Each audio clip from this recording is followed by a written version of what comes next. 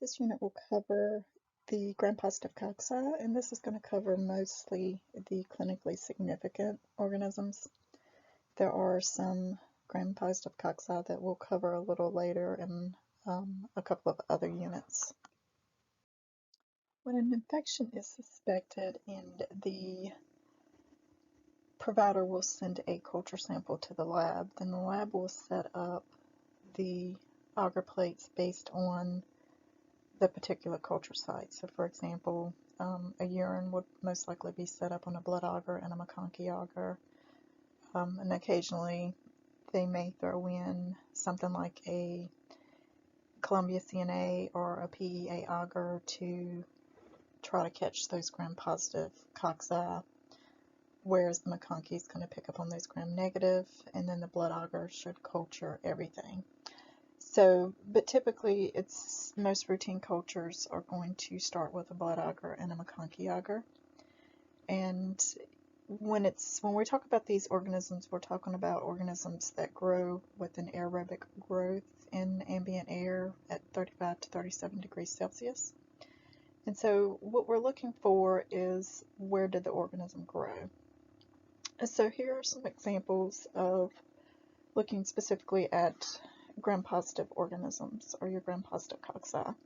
So you would have growth on your blood agar, but not on your McConkey, because your McConkey is selective and differential for your gram-negative organisms. If it were a mixed culture with your gram-positive and gram-negative, then you would see a difference in the colonies on the blood agar plate. So once you've looked at your culture plates and you've narrowed it down to a gram-positive organism, then you're going to kind of look at the colony morphology. How does it appear on that culture plate, on that blood agar plate? And from there, if you're suspecting a gram-positive cocci, then you would start doing testing on those organisms off that culture plate to narrow it down to what your genus and species is. So to start off, if we're suspecting a gram-positive cocci, then our first test that we do would be a catalase test. Now, there will be a separate PowerPoint that will go over these different tests so that you can see what a positive and a negative is. But for now, we're just going to cover the particular organisms. So with your first test, you do a catalase test. And based on the result of that, if it's positive or negative, then we can start narrowing down what our organism is. So you can see here there's a little flow chart. We suspect a gram-positive cocci, so we do a spot test, do a catalase test where we're looking for positive or negative. So if our organism is catalase positive, then we know that we're looking at a Staphylococcus species or a micrococcus species. And so from there, we would narrow it down, doing additional testing. And of course, if it's catalase-negative, we're going to look at Streptococcus and Enterococcus. But first, we're going to cover our catalase-positive organisms. So we've looked at our culture plate, and we've decided that our organism is growing in an aerobic environment with ambient air at 35 to 37 degrees Celsius. Or it could be, these organisms could be facultative anaerobic, meaning that they will grow in the presence or absence of oxygen. And so we've determined that it appears to be gram-positive cocci. We perform our catalase tests where we mix the organism with peroxide and we get a positive result. So here is our positive and here is our negative. So we get this bubbling. We've determined, okay, catalase positive, so we're narrowing down our organism. If we were to do a gram stain on this organism, they would be gram-positive cocci that would appear in clusters. So you see here where they're just sort of grouped together in clusters. These organisms are also non-motile. So if you were to do a wet prep and look at this under the microscope where you mix the organism with saline, these would not move. So once we've determined that it's catalase positive, then we've narrowed it down to a set of organisms. And from here, we would differentiate these with the coagulase test.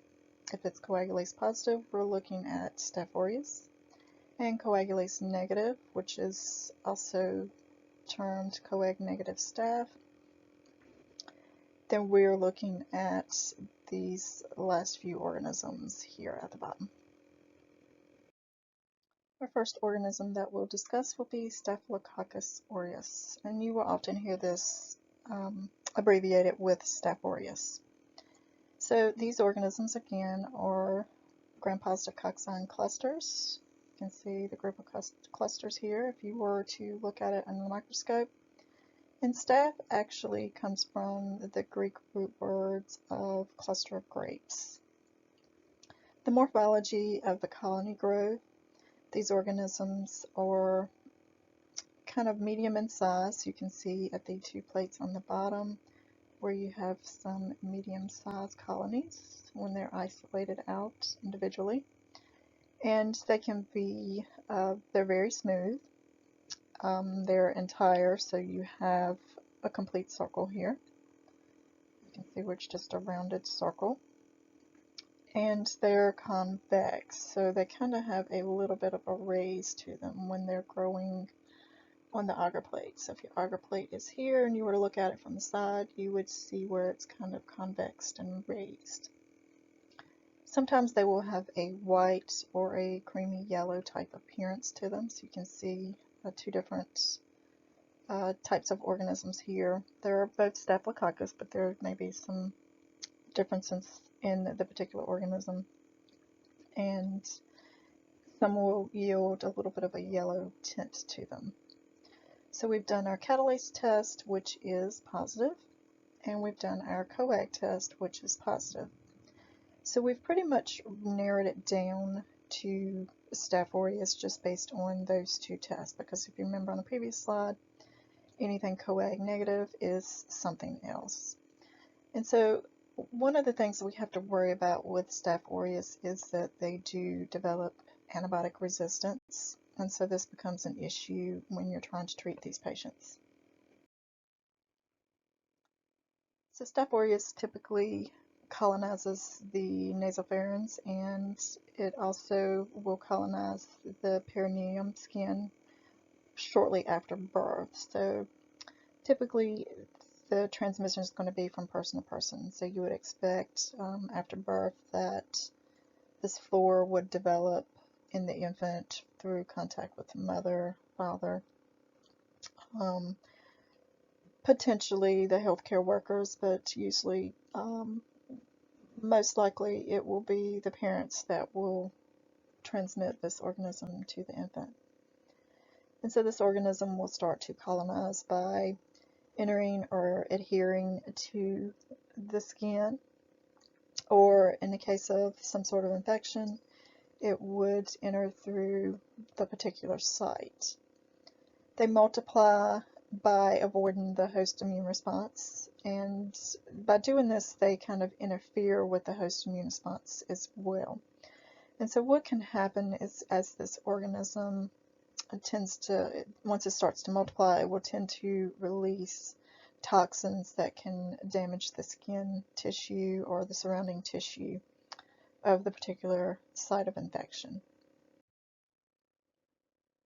So some of the things that help this organism to grow and multiply and evade the host immune response would be that they can form a slime layer based on a capsule that is around the outside of the organism, and it also allows them to start forming biofilms. The cell wall contains the peptidoglycan, and these organisms also have protein A, and this binds the Fc portion of immunoglobulins. So this allows this organism to actually avoid being phagocytized or engulfed by your white blood cells. They also release toxins. They release alpha toxin, which disrupts the smooth muscles and is also toxic to most of the human cells within the body. And so this would include like your blood cells as well as skin cells. They can release beta toxins. These beta toxins will actually catalyze and hydrolyze catalyzes the hydrolysis of the membrane phospholipids that results in the cell lysis. So the cell will actually lyse and break open. The delta toxin is also cytotoxic to the erythrocytes, or your red blood cells. And your gamma toxins are responsible for most of your various skin infections and wound infections, or anything that's like a deep tissue type of infection. So with Staph aureus, we can see several different types of infections. These can be localized to the skin and soft tissue. For your superficial infections, you're looking at something like carbuncles forming. You can see those here where you've had those carbuncles forming on the back, the neck of this patient. Impetigo, where you get these lesions here on the face, around the skin. You can see on this child where that impetigo, that staph infection, has destroyed the skin. And with your invasive infections, this would be something like pneumonia, meningitis, endocarditis, where it actually enters the bloodstream and affects the heart. With our toxin-producing Staph aureus, some of the different toxin-mediated diseases that we see are scalded skin syndrome. You can see that here at the bottom where this infant has this infection and it's causing these layers of skin to kind of pull back and slough off. And this is because of this particular toxin that this organism produces. And it can happen in adults. With adults, it happens in chronic renal failure, or if the patient is immunocompromised in any way. And so it can have a high mortality rate, as high as about 50% within adults. And you can actually start to see this peeling, all over the top epidermal layer of the skin. With toxic shock syndrome, this is dealing with this toxic shock syndrome toxin 1. And with this, it gets a characteristic rash. So you can see an example here where this patient has a rash. And so with this, the patient presents with a high fever, hypertension, and they can even go into shock. And so it can be seen in both males and females, but it does tend to be more commonly seen in females because of the use of tampons, in which that infection starts to take place and those organisms multiply and start releasing that toxin. And then you also have the enterotoxin that can be released as a result of food poisoning. So if this organism is ingested through food, then it can create that toxin, which results in gastrointestinal upset. And of course, Staph aureus is an opportunistic pathogen.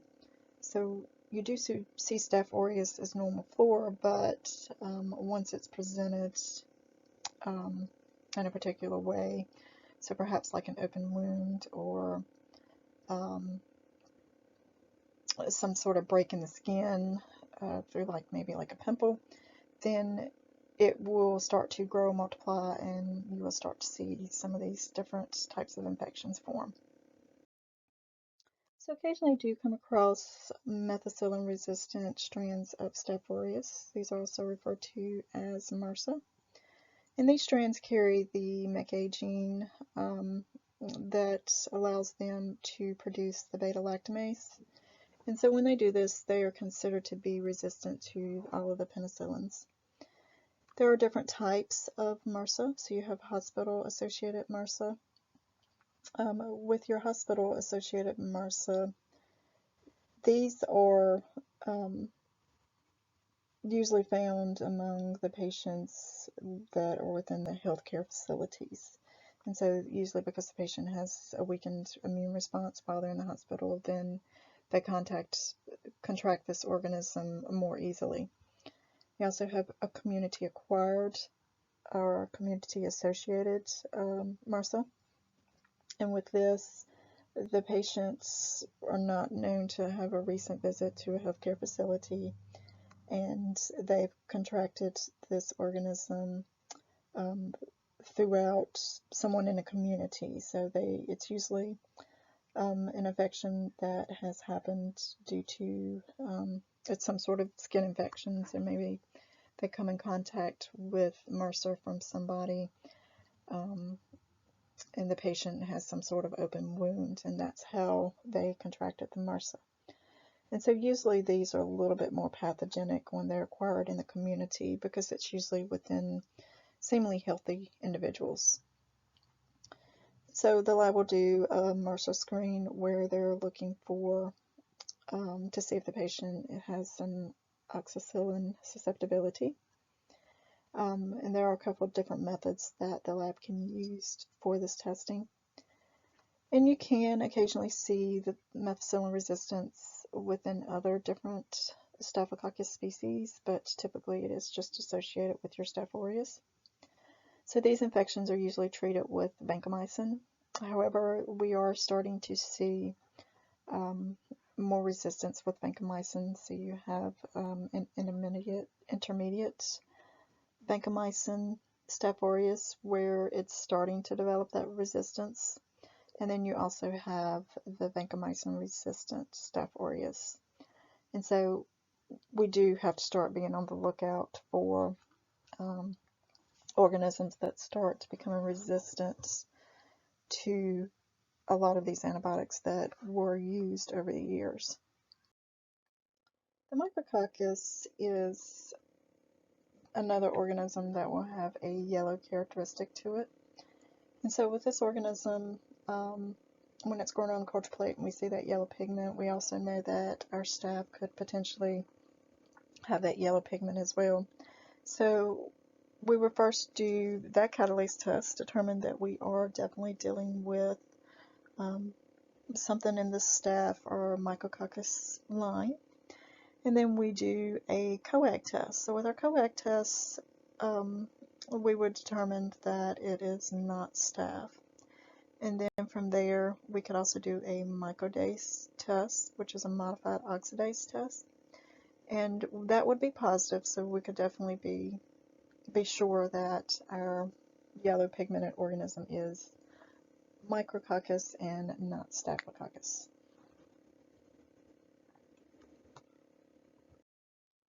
Staph saprophyticus is normal flora of the skin and the mucosal membranes of the urogenital tract. And this causes infections of UTIs, and we typically do see this within young sexually active females. The colonies will appear as large colonies. Occasionally some of them can have a yellow pigment to them. However, what we can do to help differentiate this organism from other organisms, of course we do catalase positive, then we narrow it down, we do a coag test, and it's coag negative, so we know that we're not dealing with Staph aureus. And then from there you could do the novavaicin test. And so these discs here are sort of like a little paper cardboard disc. They are impregnated with the novavaicin antibiotic. And from there, when it is allowed to grow on that culture agar overnight or 18-24 hours, then you're looking to see if this organism is able to grow in the presence of this antibiotic. So if it is able to grow, you see growth all the way up to the disc, then it is considered resistance. If it was susceptible, then you would see a clearing. So there would be no bacteria in this outer edge, and then you would start to see growth as it gets a little further away from the disc.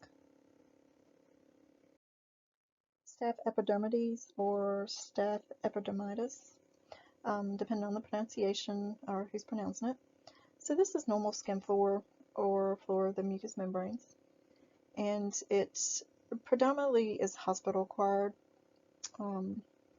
It's one of the most common hospital acquired UTIs. And predisposing factors would be catheterization or prosthetic heart valves or some sort of immunosuppressive therapy. It can cause bacteremia and endocarditis.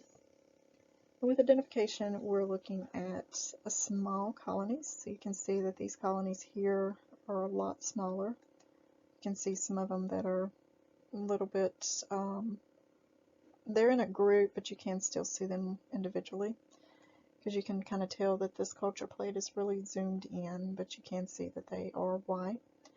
Gamma hemolytic, so you don't see any sort of hemolysis around those colonies. Whereas that staph did have, where you had the colony, you had a small layer of hemolysis around that staph, where you had that clearing in this area here. These are typically just going to go through that process where you do catalase positive and you determine it's most likely a staph, and then from there you do the coag, and then you consider coag-negative, so it's some sort of coag-negative staph. And typically anything at that point is going to get an automated workup. There's a lot of automated analyzers out there now. And so the automated workup would determine the species of the staph. There was a time frame when coag-negative staphs weren't really worked up to the extent that they are now. So now we're going to look at the catalase-negative gram-positive cocci. So we look at our plates, we determined there's growth on the blood agar, not the McConkey. We look at the characteristics of how it appears, and we're thinking that it's leaning more towards possibly being a staph or Enterococcus. And so we do the catalase test to determine that, yes, it is definitely catalase negative, and so that's where we're looking for the bubbling with the peroxide, but here we see no bubbling. So then we determine that we're going to work it up as though it's a strep or an Enterococcus. And so our first step that we're going to look at is how it appears on that plate. What sort of hemolysis does it demonstrate? And then from there we'll do the different tests to confirm what that organism is. Our catalase-negative gram-positive cocci will grow in the presence or absence of the oxygen. And of course, they're catalase-negative. On your gram stain, they will appear as chains. You can see a few pairs, but they're not to be confused with something down here at the bottom that looks like it might be a cluster. You can still see those chains that are in there, whereas your staph will be more clustered. Your streps will be more in pairs and chains. They are non-modal, so if you were to perform a wet mount on a colony, they would not be moving. We will identify them based on their colony appearance. Most of them are small to medium. They're in circles, they're entire, so you have no rough, jagged edges. And they typically range from more of a transparent to an off-white gray look, whereas you could tell that our staph species were more white, and they were very opaque, so you really couldn't see through them. And we're also going to look at the hemolysis pattern that these organisms present with, whether it's alpha, beta, or gamma. So the catalase-negative gram-positive cocci, they're most commonly found as part of the normal human flora. They will reside within the pharynx, the mouth, lower GI tract, the vagina. They can cause life-threatening infections when they're identified in sterile sites. And so, for example, would be blood or spinal fluid. So if you were to perform a blood culture on these patients and that blood culture bottle started to demonstrate signs of growth with laboratory testing, if these organisms are found in blood cultures, then it's definitely considered a life-threatening event. And of course, anything found in a blood culture is life-threatening. So there is a process that the lab goes through to determine if it is a skin contaminant. That is why you see the thorough cleaning process when blood cultures are collected with that something other than alcohol, so something like the betadine or the iodine. And then with spinal fluid, of course, anything growing in the spinal fluid is considered a very pertinent critical find. So here you can see a collection of the spinal fluid. And just to make a side note that these tubes are collected in a particular order. So perhaps this is tube 1 and this is tube 2. They go in a particular order because that first stick can most of the time be a little traumatic, and so you can have some red cells and things that will present in this first tube, or some contaminants from the skin. So this first tube is just typically just reserved for chemistry testing, so that you don't have to worry about any sort of contamination. Your tubes after that are going to go for hematology, microbiology, serology type testing. So with our hemolysis, we are looking at our alpha hemolysis, of which we see a partial clearing of that organism. And so you can see your alpha hemolysis here, and you can see where it's got a sort of a green tinge to that agar. And then our beta hemolysis, where you have a complete clearing around that organism. So you can see the outline of where those cells in that agar have lysed. And then of course you have your gamma hemolysis here at the bottom, where there is no hemolysis of that particular organism causing within that agar plate. So again, here is that flow chart going over your workup that you would perform based on that first initial interpretation of that agar plate, of how that colony appears on the agar plate. So if it's beta hemolytic, you would come over to do this particular type of confirmatory testing, and alpha would take you in another direction. Of course, if it's gamma, depending on the organism, it may fall into one of these categories as well. Strep pyogenes is known for predominantly for causing strep throat. With this particular organism, though, if it is left untreated or it enters a particular body site where it's not supposed to be, then you do start to see some more serious conditions that will form as a result of it. And so an example of that would be the necrotizing fasciitis, where you see that you basically have this skin tissue that is what we kind of term as flesh-eating bacteria, where this wound has just grown to an extreme here.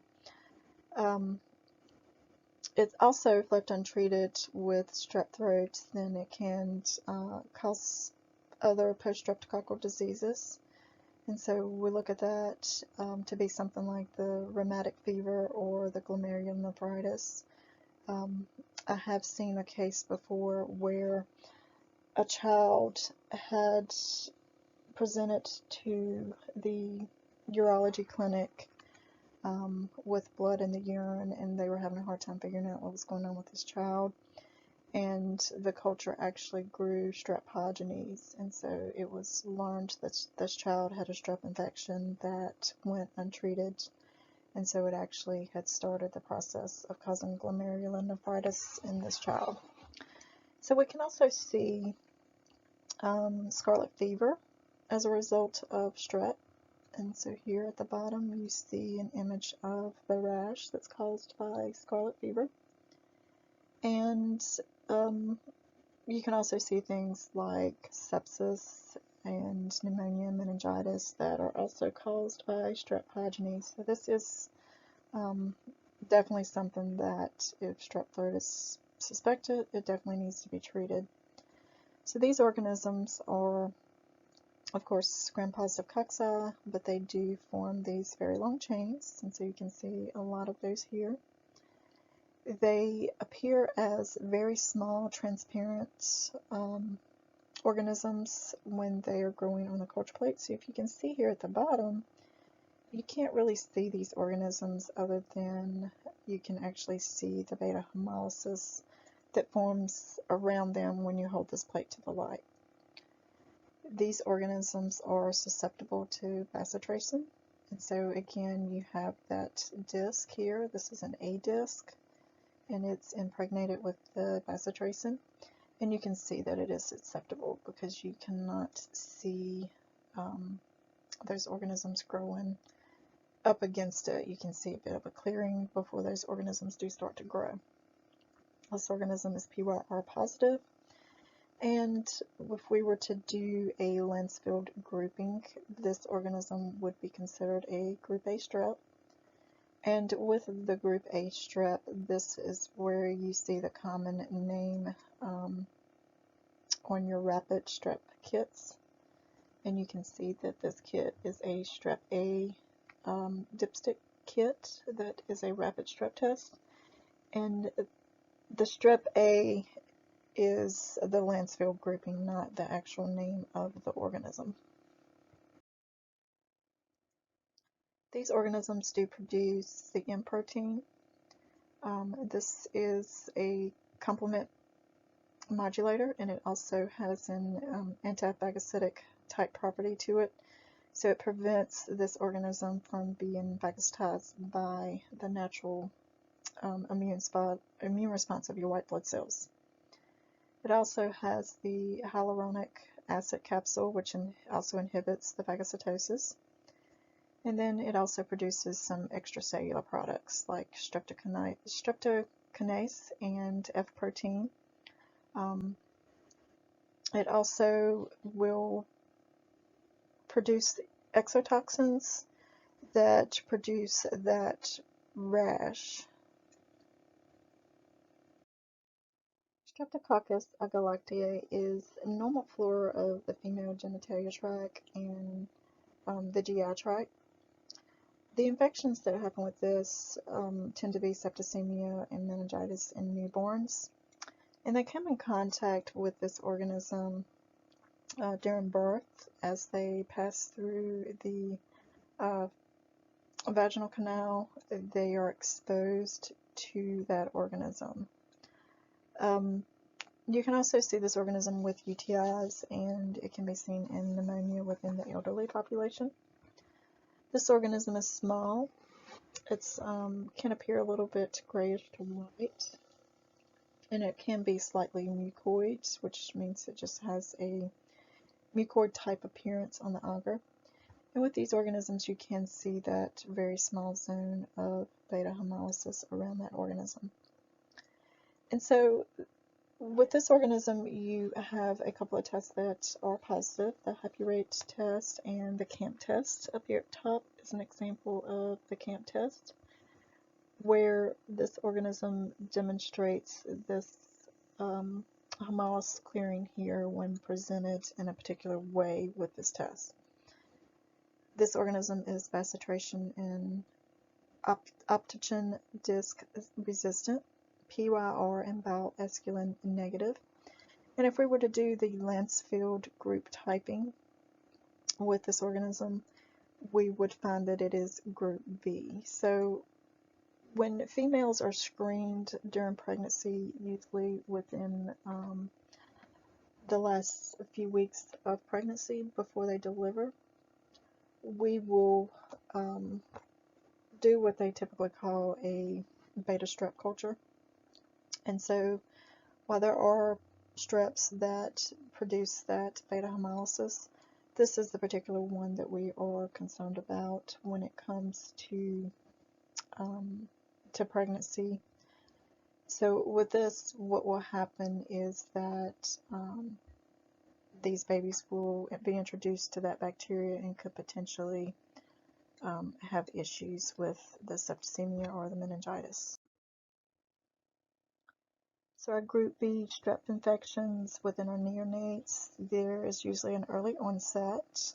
Symptoms happen within the first 5 days. or it can happen a little later within 1 to 3 months after birth. So these infections exhibit multi-system problems. Within adults, it's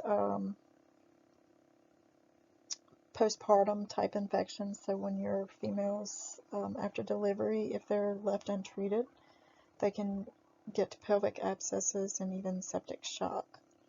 So with these moms being screened early on in pregnancy, the culture results would come back, and the mother would test positive for this particular organism, and from there the mom would be prophylactically treated with the antibiotics, the IV antibiotics,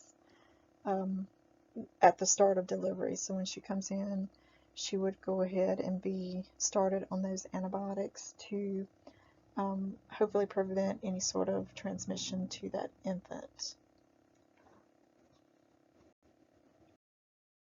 Streptococcus pneumoniae or pneumoniae.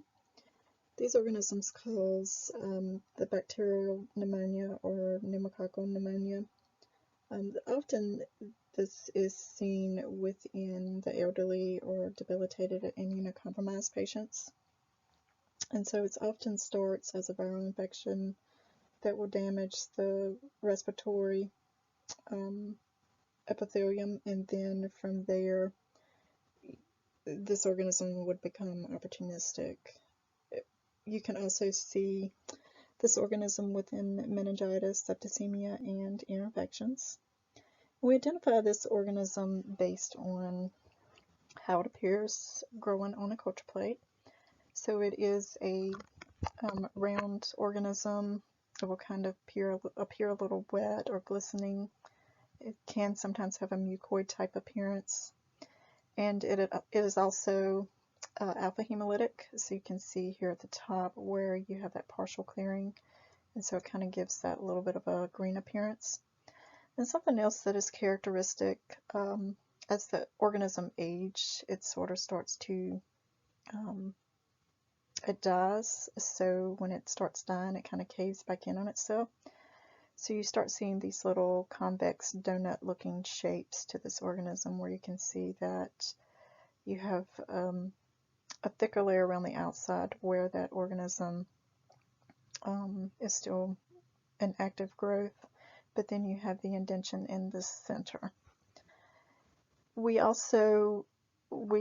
we look at this organism on a gram stain, so if you were to do a direct gram stain of something like a sputum culture, then you would see these organisms that would appear in pairs, but they also have a unique characteristic where they kind of appear lancet shaped within those pairs. So they're a little bit elongated out, so you can kind of see where the tips of them will kind of have like a little pinch to them.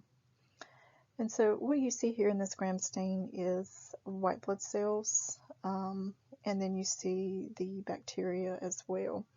And so these are extracellular. Sometimes you can see intracellular bacteria where there are actually engulfed inside the white blood cells. So these are actually just laying on top of these white blood cells.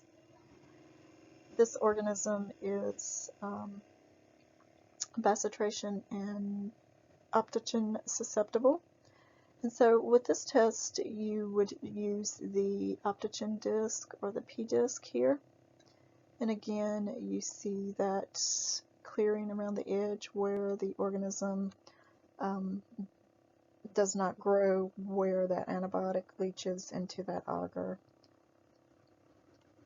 These organisms are also bowel soluble, so if you were to add the bowel to this agar plate, it would actually disintegrate these colonies here, so those colonies would actually disappear.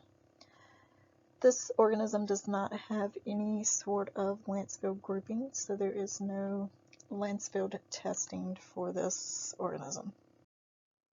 Most of the infections caused by strep pneumoniae do cause the pneumonia or meningitis with or without actually being introduced to the bloodstream. So you don't necessarily have to have bacteremia or have the organism present in the bloodstream for it to actually reach the meningeal layer. And again, these organisms do appear as a diplococci, or that little lancet shape where you have the little pinched ends. And these organisms do form a polysaccharide capsule. This also inhibits the phagocytosis. And the pneumolysine, which can lyse and have different effects on the different cells of the host. So your white blood cells and your red blood cells and epithelials, and even your platelets. Enterococcus causes urinary tract infections, bacteremia, and also intra-abdominal infections. These colonies appear small and white. They can demonstrate any sort of hemolysis, alpha, beta, or gamma. And you can see these organisms here up top. These organisms are gram-positive cocci in pairs and short chains, so you don't get those long chains like you did with that strep pyogenes. These chains would be a little bit shorter. It is also bowel esculin and PYR positive. So here you see a bowel esculin plate, and so when you're looking for an organism that's bowel esculin positive, you're looking for these colonies to actually darken the pigment of the agar. These organisms do grow in a 6.5% sodium chloride solution. And so here at the bottom you see an image of this growth pattern. If the organism is able to grow in the presence of the sodium chloride, then you will see turbidity. So this would be considered positive. You do have growth. Whereas this organism that was placed inside of this culture tube did not have any growth, so you can see that it is still clear. Enterococcus is also not grouped in within the Landsfield group. Although Enterococcus does have a few virulence factors, it is not as virulent as some of the other gram-positive cocci. But one thing we do need to point out is that there is starting to be a lot of vancomycin-resistant Enterococcus. So when this organism is found in culture, it is checked for resistant to vancomycin. Some of the other catalase-negative gram-positive cocci that we see are within a Viridans group. So this is not an actual name of the strep, but it rather encompasses a group of other organisms that are within this group. And so they are normal flora of the oral, upper respiratory, and genitourinary tract. They include a large complex group of streptococci. Within that, you have the mutanes group as well as some others. And these infections will typically, these particular organisms will typically cause some sort of infective endocarditis. And with this, there is entrance gained to the blood system, usually as a result of something like gingivitis or some sort of dental care that introduces that organism into the bloodstream. And then the heart valves will present as a convenient surface for this bacteria to attach. And so you can see here in this image where the heart valves within this image have had that attachment of that organism to those heart valves. And so you usually see this more with patients that have previously had some sort of damage to those heart valves, and it allows for that bacteria to easily attach. These organisms can be alpha, beta, or gamma hemolytic. If the organism does appear as a alpha hemolytic organism and it's not strep, then most likely it is within this Viridans group. And again, they're not typed by the Landsfield grouping serology testing. Identification of these organisms would typically take place through some sort of automated identification system within the lab. So one in particular that I want to point out is the Streptococcus mutans.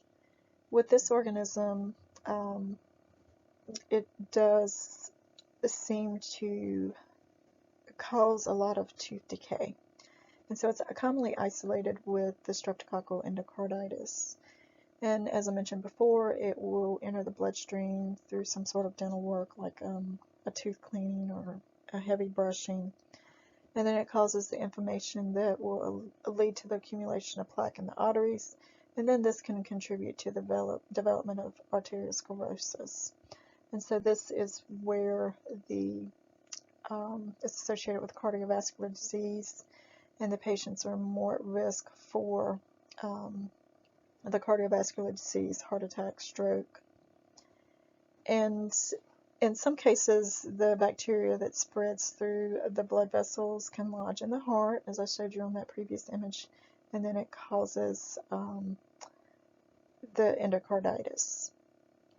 So identification of this organism is usually not a culture for, it's not ordered as far as in the dental setting, because it's usually just based on the clinical presentation. However, if for some reason a culture was needed for anything, if it was suspected in some sort of systemic type infection, then automated identification would be used for this as well. So Streptococcus mutans does have several virulence factors, but one of which will allow it to produce a sticky slime layer to adhere to those teeth. And so this surface adhesion that it produces is known as P1. And so with this, the gene that allows the control of that slime layer production, it is expressed when there is presence of sucrose or normal table sugar. So in the presence of sweets. And what will happen is that this organism will start to break down those sugars as it uses it for energy, and it creates a very acidic environment within the mouth. And so this will start to demineralize the surface structure of the teeth, and then of course from there it will start to deteriorate that coating of those layers of teeth, and then it of course dissolves the calcium, and then it creates a hole, and this is where you get your cavities. And here, if the workup was to be done to kind of distinguish these streptococcal organisms within this Viridans group, this is just a chart that kind of explains that process of what you would have to go through as far as to work it up. But the good thing is a lot of these automated analyzers have a lot of these tests